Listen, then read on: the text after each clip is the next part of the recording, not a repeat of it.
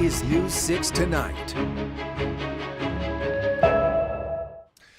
Welcome to News 6 Tonight, your streaming destination, as we have a conversational deep dive into your local news of the day. And we have had so much going on. Glad you're with us. It's been a busy day here at the Very powerful KMG. My name is Matt Austin. And I'm Ginger Gadsden. You know, we're starting the week off really very busy. A fresh Hit new the week. ground running. Yeah, exactly. And it has been so stinking hot here. All over Florida, it's like the whole state is on fire. And I'm not saying that to say it, because a lot of people will say, oh, it's Florida, it's supposed to be hot, get used to go somewhere up. But it is extremely hot. And we're going to talk to meteorologist Jonathan Kagas a little bit earlier in this segment than we normally do, because that's how extreme it is.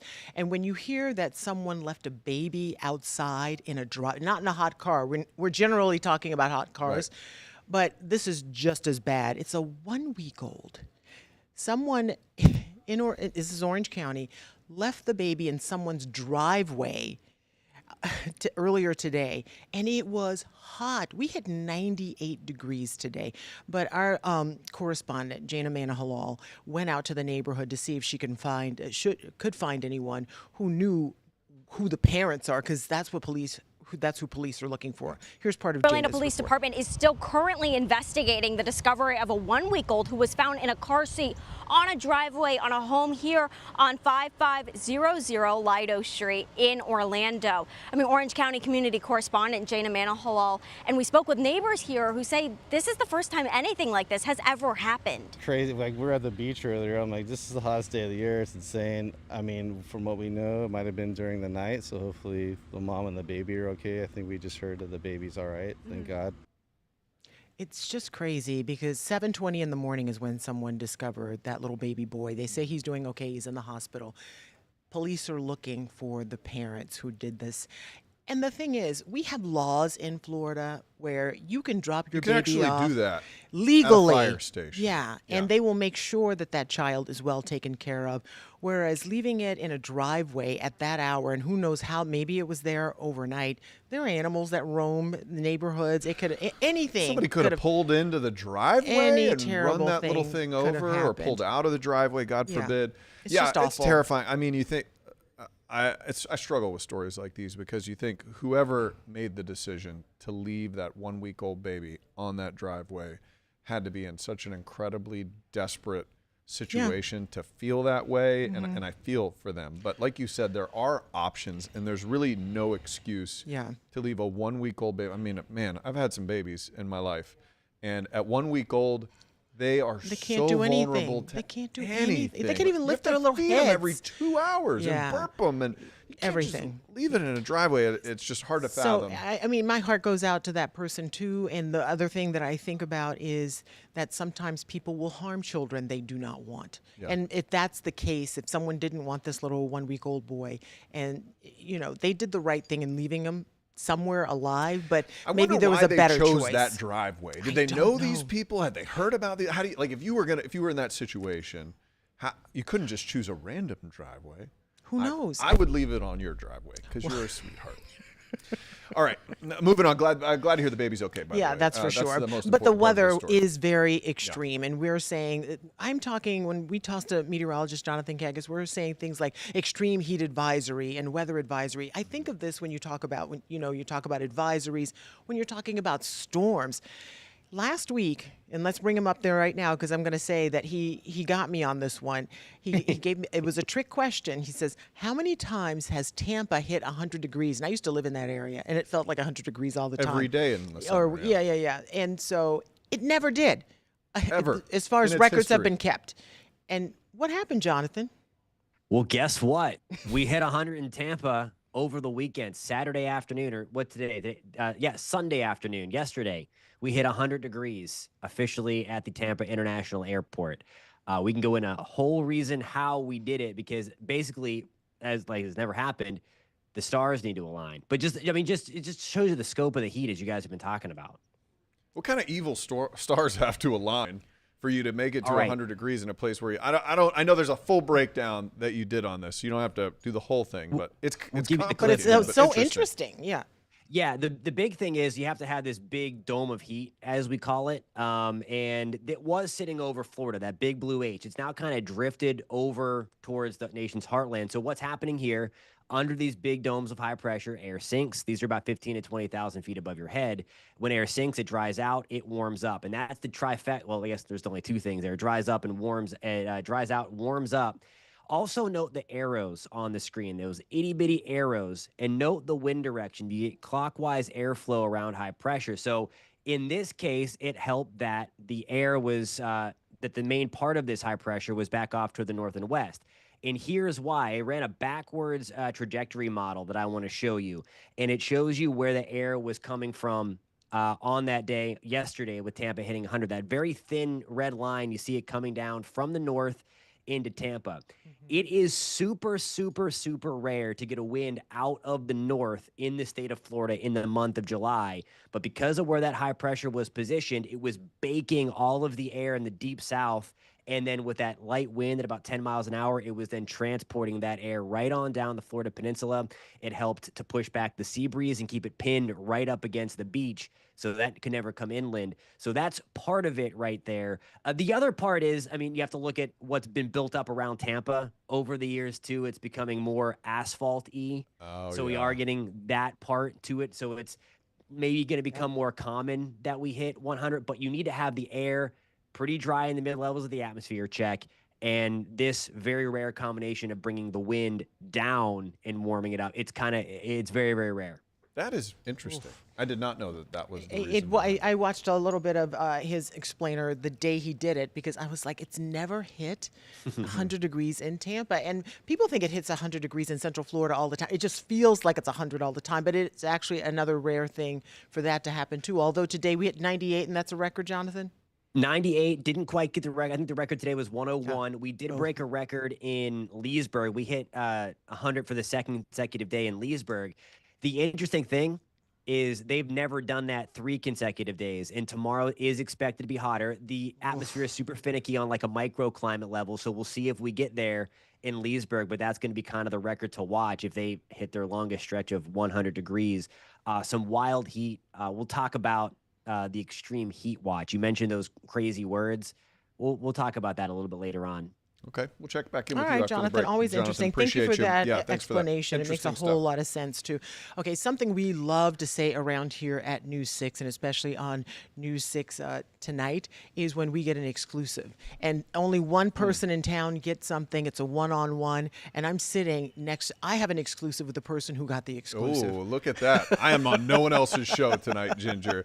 Yeah, no, it's great to have. We got a great team in here who helped find this interview. We have a brand new Chief Financial Officer. That might sound kind of boring on its face. Like, It's a pretty important who job, is this guy? though. It's a very important job in the state of Florida. They deal with all sorts of different issues that you might not expect. They're even the state fire marshal, which a lot of people don't know. So Jimmy Petronas, he went on to join Congress, and now Governor Ron DeSantis appointed a new guy. His name's Blaise Ngolia, former state senator, kind of a firebrand in the Republican Party, and now he is in this very prominent role as Chief Financial Officer. So today I got the exclusive, was able to talk to him for a little while. He's over at a sheriff's conference down at the Omni Hotel in Champions Gate, and he stepped away to be able to speak to me for a little while. And we talked about all sorts of different things, alligator Alcatraz. The thing I think most people are interested in from his position is homeowners insurance. Oh, yeah. This has been such a thorn What a in nightmare. everybody's side who owns a home in Florida. So I wanted to ask him specifically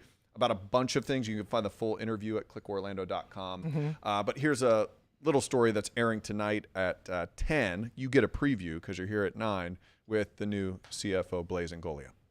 A much easier thing to do than get rid of all property taxes. Government's first job is to protect its people, so we should be prioritizing the spending. Let's talk about alligator Alcatraz. Sure. 450 million state dollars are projected to go there now, but tell me, what assurances do we have from the federal government that that money will get paid back? So the first thing is that the state of Florida, and specifically our Governor Ron DeSantis, has a very good relationship with the federal government and President Trump. there is already a pot of money at the federal government to help pay for some of this stuff. And we see that, you may not know that, but you have detention centers, local prisons that are holding ICE detainees now, and they get a per diem basis from that now. So there's already this mechanism to get reimbursed from the federal government when we hold ICE detainees. So this is just it on a larger scale. What can people expect from you as CFO that they haven't seen from past CFOs? Yeah, good question. I am looking to elevate this position of CFO as somebody that can be trusted when it comes to spending, and know that you have a pro-consumer and pro-taxpayer advocate in this office. Okay. So it was an interesting interview, and I appreciated the time. Got to ask him, I don't ever go to ask easy questions, so we got to ask him some tough questions. He responded. He's been on the job for less than a week now, so there's not a whole lot I can ask him about his record being the CFO. But these DOGE cuts are going to be interesting because he's field heading this for Ron DeSantis. I was going to ask you about that. Yes. So he says he's going to do these big-time audits of particular counties and cities. Now you wonder if he's going to choose blue counties and cities. He's a Republican. A lot of critics wonder how that's going to go. And then in my interview this morning, I said, he was talking about these DOGE cuts, and I said, you asked him point blank, is Orange County going to get a letter from DOGE? And he said, I'm not ready to talk about that yet. And then I drive to work. I grab a 20 little lunch minutes later, and I come to work and I'm in a meeting and they're like, Orange County. Orange County got a DOGE letter. I'm like, son of a, what are you doing? I asked you straight up. Yeah, you knew it wasn't written in the time you drove They sent from it last, the interview. and I was like, did I push them to? No, they sent out the letters last week. So it was just kind of a funny coincidence. But yeah, so we'll see how that's one of the more interesting factors. Can he bring down homeowners insurance? That's the big one. That's by far number one. Yeah. He's also pushing to get rid of property taxes, which we'll see if that's feasible. I talked to him about that as well. And so, okay, I just am curious. We talk to a lot of leaders in this state. How did you find him? I know he's only been on the job for a week, but you said he took all of your questions and it was a wide-ranging interview. Yeah, it's interesting. Some politicians that we talk to, if you ask them a question, they will what we call filibuster. They'll kind of talk around it, and then you only have a certain amount of time. They're busy people, and so they'll chew up the time. He answered the questions that I laid down. Mm-hmm. Some of them he veered a little and didn't really want to address. Yeah, but for the most part, he gave succinct answers, which I always appreciate because I have a list of things that I really want to talk to him about. Yeah, and you only had 10 minutes. And there was no filibuster. Yeah. I had 15. I only used 10, which is great. crazy. That actually never happens. I got to the end of my list. I'm like, okay, I'm done. I guess we're done here. But I appreciated the time, and we have an amazing investigative guy named Chris Heath, who is one of our managers, who helped me set this up. So yeah, that's great. And we're not done with this story yet, because coming up on the other side of the break, we talk about that letter. Our community correspondent, Mike Valenti, talks about what's in the letter that Orange County received today.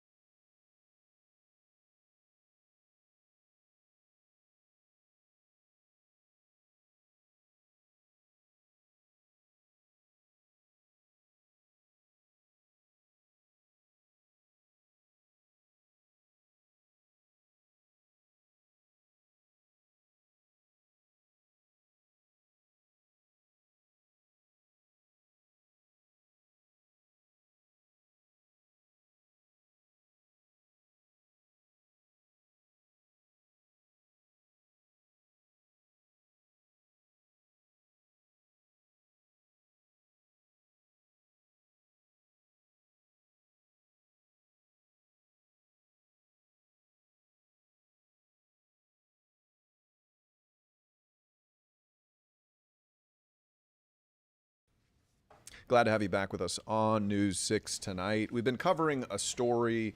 You know, we oftentimes the details are murky when we start to cover something. And this one that we got recently was we found out about a Longwood police officer who was being investigated for an interaction he had with a 17-year-old who ended up getting Baker acted. Yeah. Okay. And then His parents called officers, and this had not been the first time. He was threatening to harm himself. It was a very touchy situation. And then we found out other officers were a little worried about his actions on this day. There was an investigation, and before the investigation came to fruition, he resigns. The You officer always who was in question. wonder about the optics of that. So Longwood PD has been investigating Corporal Virgil Quintal, and that's when he left the department. And so we just got body cam video of the incident from that day. It paints a clearer picture of what actually we happened. get to know what was going on here. Our community correspondent, Catherine Silver, takes a look at some of that video, and you can see it as well. You're telling me to shut up, right? To listen to what I'm saying to you. Don't tell me to shut All right? up. And I just it. This is body camera footage released by the Longwood Police Department that shows how a now former officer's response to a family argument in May escalated. If I didn't have these handcuffs on, I Take 'em promise off. you. Take him off. You want to fight me? The department says during this encounter between a then 17-year-old boy and Corporal Virgil Quintal, he violated police policy 10 times for both his response to resistance and standards of conduct. I think it was a situation that got out of hand. We spoke with the boy's mother earlier this month about the confrontation. It was just an argument that escalated. We were just trying to keep him from hurting us, obviously, or himself, and that's why we asked Longwood to be involved. And they've done it multiple times for us. It just, this one time, it got a little out of hand. Stop. A struggle by a patrol car shows the teen forced against the vehicle and then taken to the ground. Try it again. Another officer moves Quintal's hand from the teen's neck. Get your hand off my neck. Get your hand off. Yeah, it is hard to watch. And they say at the beginning, he was siding with the mom and sort of standing in solidarity with her, but then it just went a little, not even a little too far, but looking at this video, it went too far. He's already handcuffed, and the officer is talking trash to him. There's nothing the 17-year-old can do at that point. So the department investigation found he had 10 violations of things that they would not advise an officer to do in these situations. And you could see some of them pretty clearly. The kid's handcuffed, the kid's talking trash. And he says, "Oh, I would take you down if I didn't have these handcuffs on." And the officer tells another officer, "Take his handcuffs off. Let's see. Let's go." He's 17. You're not really de-escalating the situation. No. Then when they slam the kid down, and it was interesting to see this video for me. That part is specifically because he had his hand on the young man's throat, and you could see another officer reach over and pull his hand off. But you do not see that very often. That officer realized I could be a part of something very ugly right now, or I could just stop this from happening completely. And I don't know if that's one of the officers who said something when this was all said and done. But it was officers who reported. Exactly. And it exactly. It would make sense. So, yeah, kind of hard video to watch, but I always think it's important for us to show it. I know being a police officer is an incredibly difficult job. Very difficult. I could never have the patience to do it. But one thing I wanted to say, there's this thing called CIT training, crisis intervention training. And I work with these folks. I host one of their banquets every year where they give out awards. And the thing they do is they teach officers how to deal with people who have mental illness, who may be suicidal, how to de-escalate these And situations. this young man was determined to be on the autism spectrum. Yes. And his family had problems with him before. And if it's a call about self-harm or harming others, Yeah. they should be using some of that CIT training. But those officers aren't always available, but it's a great way to tool de-escalate something. for them to use. Yeah. Okay, we want to get back to the Doge cuts, the Florida Doge cuts, the letter that you talked to the CFO and asked him if Orange County specifically was going to get one of those letters. And He was like, and they did. And just to be quick, because we're running out of time today, the letter in part, I just want to read you, because it doesn't start off very well. The letter addressed to Mayor Jerry Demings, it says, this is how it starts. Over the last 5 years, the taxpayers of Orange County have watched as your county government has increased burdens on property owners to the annual tune of $330 million. when you have burden on taxpayers, that's one thing, and they want access to a lot of the records. They want to know who makes over $10,000, and they're entitled to see. They're digging in. They're entitled to see you that. get a letter this long, you can see it on the screen Yeah. right here, that there are going to be some issues. Yeah, and they're also asking the county for access to the county's physical premises. They want to visit. I think it's August 5th and 6th would be the visit. They want to see the data systems and responsive personnel. So Mayor Jerry Demings did respond to this tonight, actually. This is since our 6 o'clock newscast. He says, while we are in receipt of Florida DOJ letter and plan to fully cooperate, there are several important factors the state should take into consideration. Since 2020, Orange County has grown by approximately 81,000 residents, a number greater than the population of 29 of the Florida of 67 counties in Florida. So they say they plan to cooperate, but Jerry Deming says this is why things seem a little high to others. And the criticism of the DOJ is that it's a bit duplicative because there are already auditors who look into this. But if they get in there and they find some things, county budgets have increased exponentially since COVID. So we'll see what they find. It'll certainly be interesting. Okay, so we have a lot more to come on the show. In fact, somebody's trying to smuggle some things in their brassiere. Is that don't look at me politically and correct? ask me that kind of question. You call it a bra, right? You said girdle the other day, and I said nobody says that either. So we're going to do that when we come back. Wear a girdle?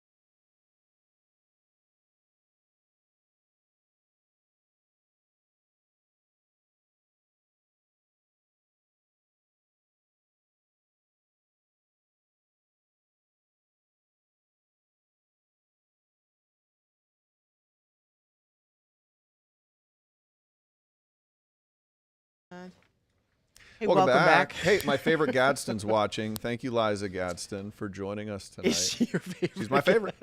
There's so many. You There's so are many. number 4 or 5 out of that. We'll talk later. Got some good Gadsden's. Okay, we want to leave you tonight with a story, a cautionary tale that if you are traveling and How are you going to turn this into a cautionary tale?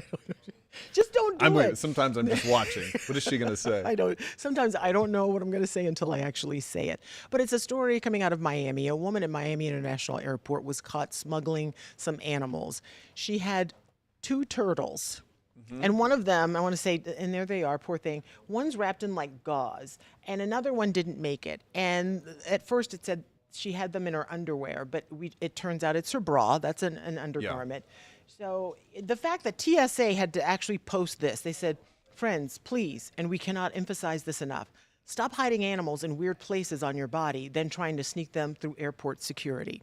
TSA had to actually post that because she was trying to get these turtles through security in her bra. This is why we can't have nice things. This is why we can't have anything. So they were saying they did not know exactly what kind of turtles they were, so I did a reverse search. I put the little turtle picture up, and Google tells me that it's a Reeves turtle, and they are heavily trafficked and they're endangered.